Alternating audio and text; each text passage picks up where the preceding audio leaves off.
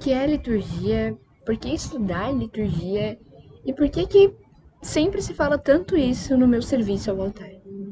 Oiê, eu sou a Memi e esse é mais um Café com a sua servidora. No vídeo de hoje nós vamos falar um pouquinho sobre o que é liturgia, a sua importância para os serviços da igreja e vamos dar uma introdução a alguns pontos essenciais para ela. Quando a gente fala em liturgia, muita gente pensa apenas em ritos, apenas em regras ou apenas em cerimônias. Mas a liturgia é muito mais do que isso. A liturgia ela é parte rotineira da vida de todo católico apostólico romano. Porque a liturgia é o local em que Deus age em nosso favor, por nós e conosco. Se nós não entendemos o que é liturgia, nós corremos o risco de viver a missa, as celebrações e a nossa própria vida apenas como algo externo, apenas como só mais uma coisa, e não como um encontro real com Cristo Jesus. A palavra liturgia, ela vem do grego e ela significa obra pública ou serviço do povo. Segundo o Catecismo da Igreja Católica, no ponto 1069, na tradição cristã, a liturgia ela significa a participação do povo de Deus na obra de Deus. E aqui tem uma coisa muito importante. Vejam, na liturgia nós não somos quem faz algo por Deus. Muito pelo contrário, é Deus quem realiza a obra da salvação e nós participamos. Em toda liturgia celebrada ou em toda liturgia vivida, seja em uma igreja, seja em casa, seja na faculdade, seja no trabalho, Deus age em sua obra de salvação e nós participamos. E antes que vocês venham aqui me dizer que liturgia é uma invenção atual, vamos lá. A liturgia ela existe na história da salvação, tanto no Antigo quanto no Novo Testamento. Nós vemos falar de liturgia em Êxodo 12, por exemplo, quando nós temos as descrições da Páscoa judaica. Vemos falar de liturgia no Evangelho de São Lucas, no capítulo 22, quando temos o retrato da última ceia. E aqui é algo muito, muito interessante. Na última ceia, Jesus manda que seus discípulos vão na frente, vá à frente para preparar a mesa, para deixar tudo organizado, para que comemorem a Páscoa juntos. E olha só, na liturgia das celebrações, nos ritos, nas normas, nós não fazemos nada diferente disso. Nós somos, nas celebrações, os discípulos indo arrumar a mesa para a última ceia. Também vemos falar de liturgia em Atos dos Apóstolos, capítulo 2, quando nós temos a conversa, a fala sobre a igreja primitiva. Também na primeira carta aos Coríntios, no capítulo 11, quando nós falamos da tradição eucarística. Portanto, meus irmãos, vejam que a liturgia ela não é uma obra, uma criação, uma invenção do homem, uma invenção dos papas, como muita gente diz por aí. Não. Ela é uma resposta da igreja para Deus. Ela é uma resposta de obediência. Ela é um ato de obediência. O centro de toda a liturgia, assim como o centro da vida cristã do homem, ele é exatamente o mistério pascal de Cristo, o mistério do amor. É a paixão, a morte e a ressurreição de Cristo. Isso nós conhecemos no Catecismo da Igreja Católica quando nós seguimos os pontos 1067 aos pontos 1068. Vejam, Cristo realizou a nossa redenção, a nossa salvação, por meio da cruz. Aquilo que nós vivemos alguns dias atrás, através da Sexta-feira Santa, através do Tríduo Pascal. E na liturgia, esse mistério ele se torna presente em todas as celebrações. Na Santa Missa, fazemos memória do sacrifício de Cristo. No nosso dia a dia, vivemos como aqueles que esperam a volta daquele que morreu. Vivemos como aqueles que são remidos pelo sangue da cruz. A liturgia, ela não repete a cruz. Ela não repete a condenação de Cristo. Ela torna presente o poder salvador de Cristo, ela torna presente a misericórdia de Cristo, o amor de Cristo, que foi demonstrado, que aconteceram através da cruz. E, portanto, vejam que belo aquilo que nos ensina o Sacrosanto Concílio no número 7. Cristo, ele é claramente presente nas coisas da liturgia, nos objetos da liturgia, nas vivências litúrgicas. Cristo está presente na Santíssima Eucaristia, sua presença é real. Cristo está presente no sacerdote que age em persona Christi, que age na pessoa de Cristo. Cristo está presente na palavra proclamada, quando Deus fala ao seu povo e o seu povo escuta. Deus está presente na assembleia reunida. Quando nós respondemos às ações litúrgicas, sejam por meio das palavras, dos gestos, do silêncio, nós somos uma junção, nós somos uma manifestação de Cristo, nós representamos Cristo. E Cristo também está presente em todos os sacramentos. Cristo está presente no sacramento do batismo, Cristo está presente no sacramento da Eucaristia, está presente no sacramento da penitência, através das confissões, através do perdão dos nossos pecados, no sacramento da ordem, através dos padres, no sacramento do matrimônio, através dos casais, através da vida que é gerada pelo matrimônio. Algo muito bonito na liturgia, porque a liturgia, ela nos permite estar realmente na ceia do Senhor. Ela nos permite aproximarmos mais de Cristo. São José Maria Escrivá, ele diz em um dos pontos, eu não vou lembrar exatamente qual é agora, que não é preciso muitas invenções para rezarmos, para estarmos com Deus. Se rezarmos as orações do missal, as orações dos ordinários, bem rezadas, ou seja, se rezarmos a liturgia bem rezada, nós temos um céu na terra. Nós não precisamos de invenções. Na liturgia, nós temos tudo o que precisamos. Participar da liturgia, viver a liturgia, não é uma coisa para os domingos, para um certo horário do dia. Não, é uma coisa para sempre. Porque viver a liturgia, conhecer a liturgia, participar da liturgia, é encontrar e demonstrar Cristo vivo no hoje. Viver a liturgia no nosso dia a dia, meus irmãos, é mostrar para as pessoas de fora que eu não preciso escandalizar, que eu não preciso de coisas diferentes, que eu não preciso ser o diferentão, vamos assim dizer, num sentido físico, certo? Para mostrar, para encontrar e para viver, para ser como Cristo hoje, nos dias atuais. Claro, a nossa principal visualização da liturgia é através da celebração da Santíssima Eucaristia, através da Santa Missa. E a Santa Missa, ela é o sacrifício de Cristo tornado presente de uma forma sacramental. Por isso que muitas vezes nós dizemos que é a manifestação perfeita da liturgia, que é a manifestação perfeita de Cristo. E vejamos, a Santa Missa, o sacrifício memorial, ele não é um novo sacrifício. Ele é o mesmo sacrifício que aconteceu na paixão, morte e ressurreição de Cristo, que acontece de novo. Ele é uma memória perfeita da paixão e morte de Jesus. Se vocês prestarem atenção nas orações eucarísticas, há um momento em que o padre fala exatamente isso, em que hoje recordamos, neste dia que recordamos a sua paixão, a sua morte e a ressurreição, a paixão de vosso Filho. Não é algo para lembrar, não. Aquele momento em que a missa ocorre é o momento em que, de novo, celebramos o sacrifício que aconteceu. Aquele lá que nós, homens, mandamos crucificar Jesus, depois Jesus foi morto em uma cruz, ressuscitou o terceiro dia, é o mesmo que acontece em toda a Santa Missa. Ele não é uma repetição, não é, é só mais uma Eucaristia, é só mais uma missa. Não, é uma continuidade, é um alimento espiritual, não uma repetição. É uma atualização, uma vivência atual do único sacrifício da cruz.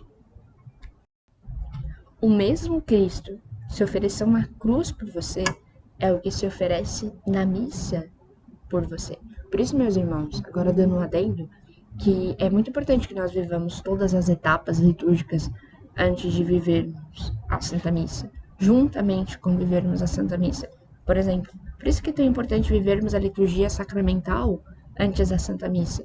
A liturgia sacramental do batismo, a liturgia sacramental da Eucaristia, a liturgia sacramental do Crisma, principalmente a liturgia sacramental da penitência. Por isso que é tão importante. A missa, ela é sacrifício, ela é ação de graça, sim, ela é memorial e ela é presença. E a partir do momento que nós entendemos isso, nós elevamos a nossa mente, de certa forma, nós elevamos o nosso serviço. A partir do momento que nós compreendemos, né, direcionando exatamente para as pastorais, para os ministérios, para os serviços, a partir do momento que nós entendemos essa grande ligação entre as coisas, que nós entendemos esse significado, nós mudamos a nossa forma de servir. Nós mudamos a nossa forma de auxiliar o povo a bem celebrar.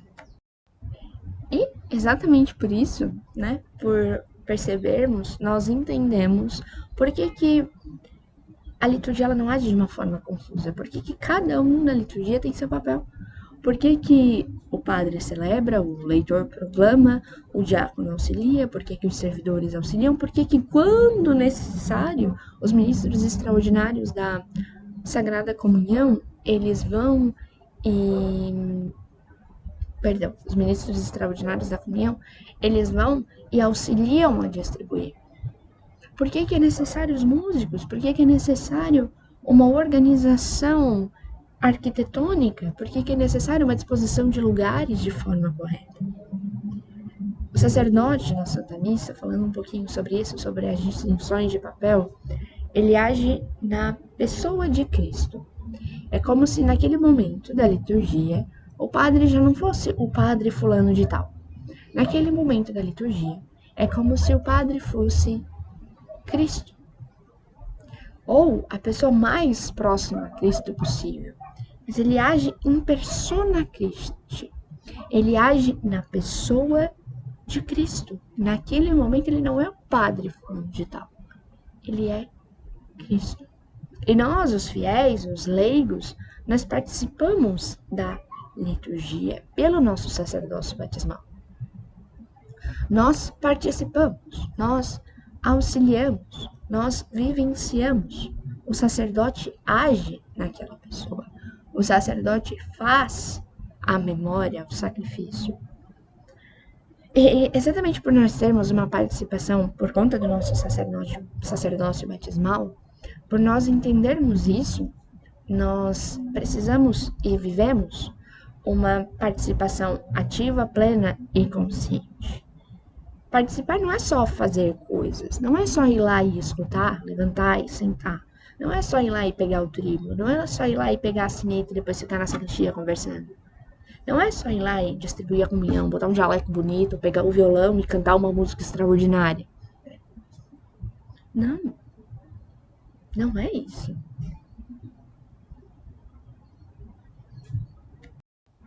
Participar é demonstrar a nossa fé, é responder, é silenciar, é ter atenção, interioridade e união com Cristo.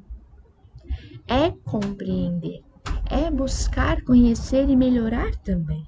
É trazer aquilo para a nossa vida, é viver a missa de uma forma contínua, também como ensinava São José Maria Escrivá, vou à missa hoje e a partir do momento que saio da missa já começo a me preparar para a próxima que eu vou viver. Mas vamos retomar. Nós temos uma tradição da liturgia, uma tradição da própria igreja. Vejam, na igreja primitiva, desde os primeiros séculos, nós temos uma estrutura litúrgica semelhante à que nós vivemos hoje. Alguns documentos, como a Didaqué, que foram os escritos por São Justino Mártir, eles mostram que os cristãos já celebravam. Celebravam a leitura das escrituras, celebravam homilias, né, explanações da palavra de Deus, celebravam orações, celebravam a oferta de pão e vinho, celebravam a partilha, celebravam a Eucaristia, a comunhão. São Justino, ele escreve claramente a missa dominical e ele mostra algo muito bonito, sabe, em seus escritos, que a essência da liturgia, essa memória sacrificial de Cristo, ela estava presente desde o início da igreja, desde quando Jesus disse a Pedro, tu és a pedra e sobre vós construirei a minha igreja. Lá nós já tínhamos presente a liturgia. Então, a partir do tempo, a igreja ela vai organizando a sua liturgia. Ela vai fazendo algumas adaptações conforme as luzes do Espírito Santo para ela. Nós temos São Gregório Magno, que vai ter um papel fundamental na sistematização da liturgia romana. Ele vai organizar orações, estruturar ritos e influenciar profundamente, influenciar de uma forma bem grande o missal romano. O que nos mostra que a liturgia ela não é uma improvisação, ela é cuidadosamente transmitida a partir das luzes do Espírito Santo. Então nós temos também o Concílio de Trento. Lá no século XVI, quando a gente entra nas crises doutrinais, a igreja ela reafirma a sua fé através do concílio. Ela reafirma a sua fé através das suas constituições. O Concílio de Trento, São Pio V ele vai nos promulgar, ele vai nos dar um missal em 1570 que tem um objetivo muito claro: preservar a integridade da fé e da liturgia. E vejam que todas as reformas litúrgicas, todas as ações do Santo Espírito em cima da liturgia, eles nunca vêm para mudar algo de uma forma extraordinária. Muitas vezes é para combater os achismos que os homens têm colocado dentro da liturgia, a desobediência que os homens têm colocado na liturgia, fingindo que está tudo bem. O missal de São Pio V, ele não cria uma nova missa, uma coisa que não acontecia. Não, ele consolida a tradição já existente. E é muito importante a gente observar isso. Nenhuma atualização cria uma coisa nova, uma coisa extraordinária, nunca vista. Não. Eles consolidam uma tradição, eles adaptam algumas coisas, mas nunca é algo novo. Sempre é algo como a tradição, uma consolidação, uma continuidade da tradição. Então, ao longo dos séculos, a igreja ela vai tendo a sua atualização, ela vai se aprofundando, ela vai conhecendo mais, o Espírito Santo vai guiando a igreja mais. Então, nós chegamos, pulando muitas partes, nós chegamos no Concílio Vaticano II. Nós chegamos na Sacrosanto Concílio, nós chegamos nos documentos conciliares, nós chegamos nas cartas papais, e como as pessoas dizem, nós chegamos ao Sacrosanto Concílio e nós temos a proposta de uma renovação litúrgica. Mas se nós pararmos para pensar, se nós conhecermos o rito que nós celebrávamos antes do Concílio Vaticano II, embora seja, sim, uma renovação, uma mudança em algumas coisas, não é uma mudança drástica. Muitas coisas que às vezes as pessoas não entendem porque na missa que celebramos hoje acontecem assim. A partir do momento que elas conhecem o rito que celebrávamos antes, elas passam a entender. Porque não foi uma coisa nova. Muitos gestos, muitas atitudes, eles permaneceram. Não foi uma coisa nova. Foram pequenas mudanças. Pequeninas coisas que não tiraram o significado, mas auxiliaram o povo a celebrar melhor a tradição. Aqui nós temos um ponto interessante. O concílio, como eu estava falando, lembrem disso, enfatizem isso. Ele não rompe a tradição. O Concílio Vaticano II não corta laços com a tradição. Não, à luz do Espírito Santo, ele compreende, ele visualiza que é necessário que os fiéis, que os leigos, participem de uma forma mais profunda da liturgia, participem de uma forma mais plena, consciente e ativa da liturgia. Tanto que a própria Sacrosanto Concílio ela nos diz que a igreja ela não deseja impor de uma forma rígida e única. Não, ela conserva com muito cuidado o que é essencial. Isso vocês podem se aprofundar mais no Sacrosanto Concílio, dos pontos 35 ou 39, mais ou menos ali, se não me engano é exatamente 37 e 38. Mas entre o 35 e o 39 tá ali. A própria instrução geral do Missal Romano, ela nos explica, ela nos ensina que é uma continuidade do sacrifício e da missa, que é uma continuidade da tradição, que não mudou nada de uma forma exorbitante, mas que foram feitas pequenas adaptações para que o povo participasse de uma forma mais profunda. Tá, mas quais foram as grandes diferenças, então, que nós tivemos no Concílio Vaticano II? Bem, a que nós mais ouvimos falar é a língua vernácula. Nós paramos de utilizar o latim. Veja uma coisa, nós paramos de utilizar. Não é proibido usar falas em latim. Inclusive, é recomendado que algumas coisas e algumas partes da missa sejam feitas em latim, que o povo aprenda a responder algumas coisas em latim. O latim, ele é a língua oficial da liturgia da igreja. Mas, naquela época, se nós pararmos para pensar, nem todo mundo sabia latim. Afinal, hoje em dia também, quase ninguém sabe latim. Se as pessoas sabem, às vezes é uma coisinha ou outra.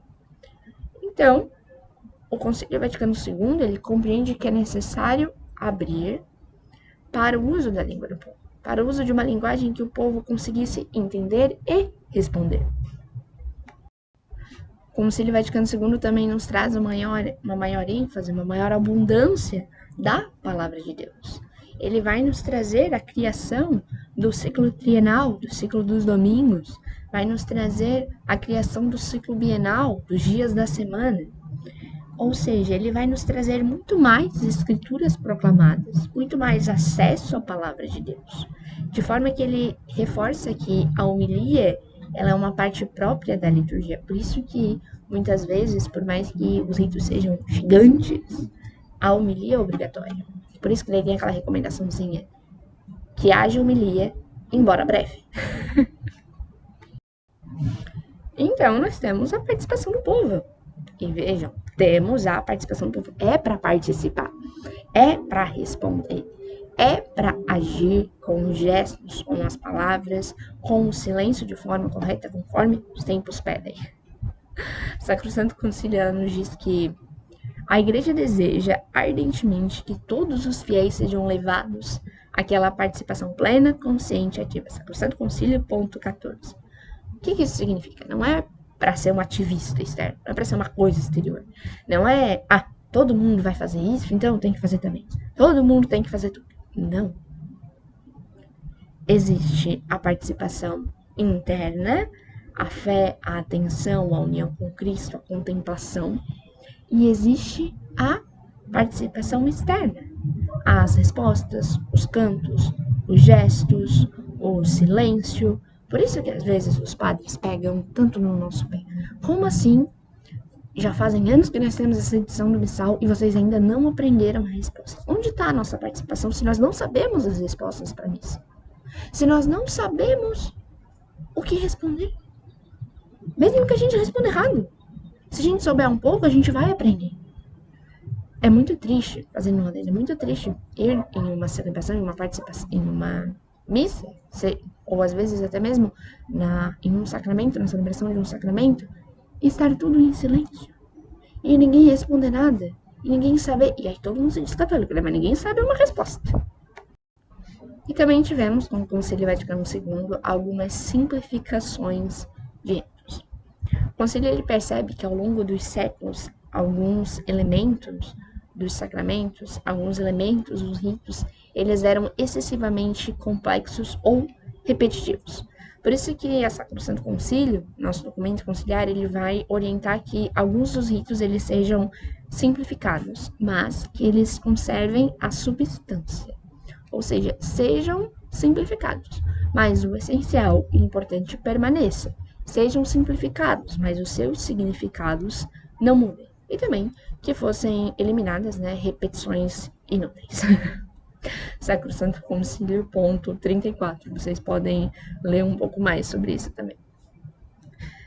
Vejamos, não se trata de uma forma de empobrecer a liturgia, mas de torná-la mais clara, compreensível e eficaz na participação dos fiéis.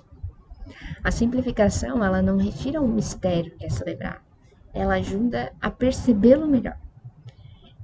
Não houve uma ruptura da liturgia, uma ruptura da tradição. Houve continuidade e aprofundamento. Falei tudo isso, mas por que tá falando tudo isso? Pra que eu tenho que aprender isso? Meus irmãos, nós amamos aquilo que conhecemos.